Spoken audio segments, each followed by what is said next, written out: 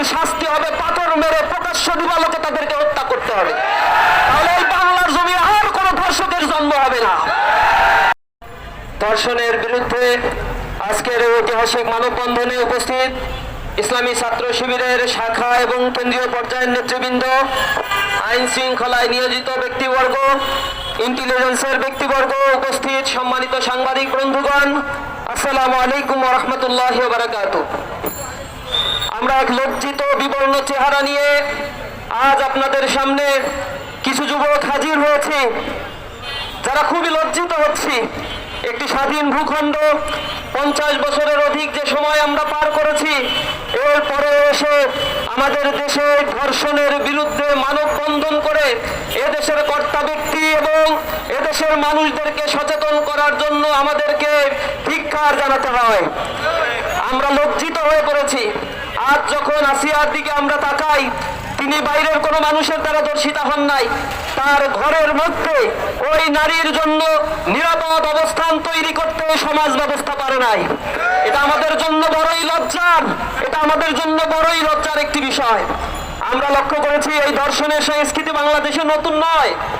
2016 সাল থেকে 2020 সাল পর্যন্ত সরকারের হিসেব মতে এই দেশে 26,695টি ধর্ষণের মামলা রেকর্ড হয়েছে।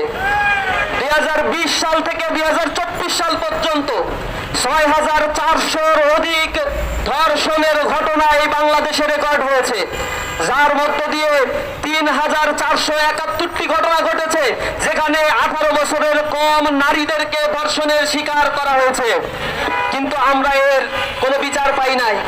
গত ফেব্রুয়ারি মাসের ঘটনা, শুধুমাত্র গত মাসের ফেব্রুয়ারি মাসে 72 শিশু এবং 117টি নারী নির্যাতন, নারী ধর্ষণের ঘটনা সহ 189টি নারী নির্যাতনের ঘটনা এই স্বাধীন ভূখণ্ডে পত্রপত্রিকার মাধ্যমে আমরা জানতে পেরেছি। সুতরাং ধর্ষণের এই ঘটনা নিত্য নৈমিত্তিক একটা ব্যাপারে পরিণত হয়েছে এই বাংলাদেশে। এটি একটা ট্রেডিশন, একটি কালচারে পরিণত হয়েছে। আমরা আরো বেশি লজ্জিত যখন আমরা দেখি নারী ও শিশু নির্যাতন ট্রাইব্যুনাল গঠন করা হয়েছে শুধুমাত্র তড়িৎ বিচারের প্রক্রিয়াকে ত্বরান্বিত করার জন্য। কিন্তু আমরা লক্ষ্য করেছি নারী ও শিশু নির্যাতন এই ট্রাইব্যুনালে প্রতি 5 বছরে এভারেজে 30,000 বা 32,000 মামলা এখানে দায়ের করা হয়। কিন্তু দীর্ঘসূত্রিতার কারণে এখান থেকে মাত্র 4 থেকে 5% মামলার বিচার কার্য আমরা দেখতে পাই।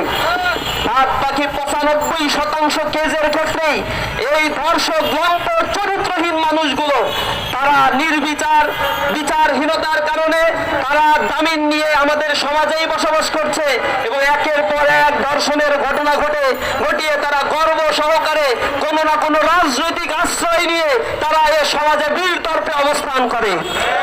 আমরা হিরো কালচারের পরিবর্তনের জন্য তীব্র আন্দোলন করে তুলবো ইনশাআল্লাহ। ইসলামী ছাত্র শিবির বলতে চাই, বাংলাদেশে নারীদের মর্যাদাকে সমুন্নত করার জন্য ইসলাম যে মর্যাদা দিয়েছে, ইসলামী আইন যে বিধানের কথা বলেছে, আপনারা আজকে দেখেছেন নারীরা মিছিল করে বলছে ধর্ষকদের সর্বোচ্চ শাস্তি আজ মৃত্যুদণ্ড দিতে হবে। এটা 1550 বছর আগে ইসলাম বলে দিয়েছে ধর্ষকদের শাস্তি হবে পাথর মেরে প্রকাশ্য দিবালোকে তাদেরকে হত্যা করতে হবে।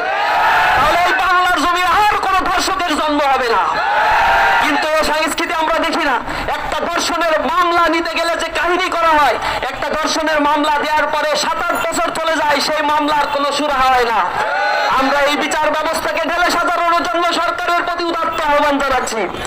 আমরা আরো উদ্বেগের সাথে লক্ষ্য করি, কোনো ঘটনা ঘটার পরে বাংলাদেশে একটি রাজনৈতিক দল এখন বলার চেষ্টা করছে বাংলাদেশে নির্বাচিত কোনো গভর্নমেন্ট নাই, এ কারণে এই ঘটনাগুলো ঘটছে।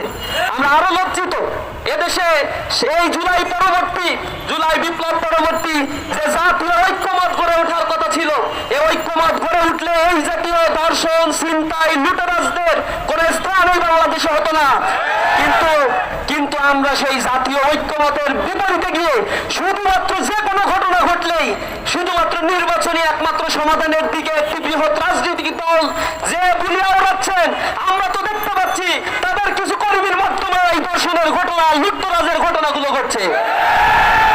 আমরা স্পষ্টভাবে বলতে চাই, এদেশের মানুষকে নারীদের সার্বভৌমত্ব, নারীদের যে স্বার্থদিত্বের নিরাপত্তা, এ বিধানের ক্ষেত্রে যদি ঐক্যমত পোষণ করতে না পারেন, এই বাংলাদেশের রাজনীতিতেও আপনাদেরকে মাইনাস করা হবে। জনগণ আপনাদেরকে সমর্থন দিবে না। জনগণের পালস বোঝার চেষ্টা করে, জনগণের নিরাপত্তার জন্য রাজনীতিবিদরা ঐক্যমতে আসার চেষ্টা করেন।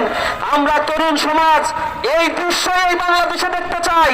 এদেশে কোনো হত্যা, খুন, গুম, কোনো ধর্ষণের সংস্কৃতি এই যুব সমাজ, এই তরুণ প্রজন্ম আর দেখতে চায় না।